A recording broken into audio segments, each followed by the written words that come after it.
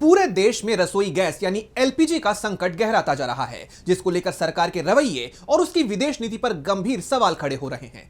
लगातार जनता को हो रही परेशानी को लेकर अब कांग्रेस ने सरकार के खिलाफ मोर्चा खोल दिया है। पार्टी सांसद राहुल गांधी ने इससे लेकर सीधे कमजोर प्रधानमंत्री और फिसड्डी नीतियों से जोड़ा है। उनका कहना है कि ये मोदी सरकार की कमजोर और दबाव वाली नीतियों का नतीजा है। देखिए ये रिपोर्ट। देश में एलपीजी की किल्लत का संकट अब राजनीतिक रंग ले चुका है। एक तरफ जनता खाली सिलेंडरों के साथ लंबी कतारों में लगी है, तो दूसरी तरफ विपक्ष सरकार पर आरोपों की बौछार कर रहा है। कांग्रेस नेता राहुल गांधी ने इस संकट को लेकर मोदी सरकार की ऊर्जा सुरक्षा और विदेश नीति पर निशाना साधते हुए तीखा हमला बोला है। राहुल ने सोशल मीडिया पर सरकार को आड़े हाथों लेते हुए कहा कि ये संकट कोई प्राकृतिक आपदा नहीं, बल्कि सरकार की कमजोर और दबाव वाली नीतियों का नतीजा है। उन्होंने लिखा, देश में एलपीजी संकट गहराता जा रहा है, लेकिन मोदी सरकार समाधान के बजाय झूठे फंसाने, सवाल पूछने वालों को ताने और नए नए बहाने दे रही है। हकीकत यह है कि सरकार खुद घबराई हुई है। घबराहट का पहला संकेत क्या था? सप्लाई रुकते ही गैस के दाम बढ़ा दिए गए। संकट का बोझ किस पर डाला गया?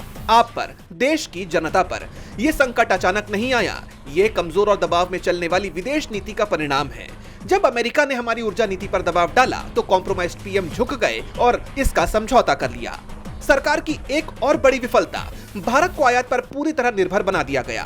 देश की घरेलू ऊर्जा क्षमता विकसित करने में सरकार विफल रही। राहुल ने आगे कहा कि सबसे बड़ी बात यह है कि सरकार ने समय रहते खतरे को नहीं पहचाना। ऊर्जा संकट के संकेत पहले से थे, लेकिन सरकार ने देर से और आधे अधूरे कदम उठाए।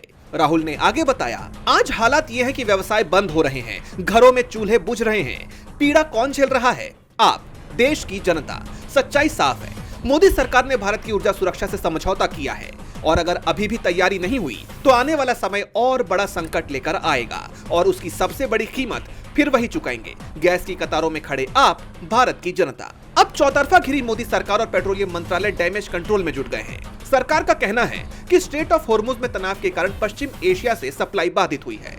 घरेलू उपभोक्ताओं को प्राथमिकता दी जा रही है, जबकि कमर्शियल गैस पर अस्थायी कटौती की गई है।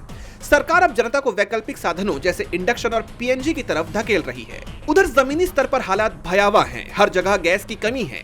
अस्पतालों और कांच, ईंट और टाइल्स जैसे उद्योग ठप होने की कगार पर हैं। विपक्ष का तर्क है कि अगर सरकार ने घरेलू ऊर्जा क्षमता बढ़ाई होती तो आज हॉर्मुज की सप्लाई रुकने से देश पंगु नहीं होता। आने वाले दिनों में यह मुद्दा संसद से लेकर सड़क तक और भी गरमाएगा, ये तय माना जा रहा है। अब इस किल्लत से कैसे निजात मिलेगी? क्या विपक्ष के हमलों का कोई असर होगा? ये तो आने वाले दिनों में ही पता चलेगा। डीबी लाइव की रिपोर्ट।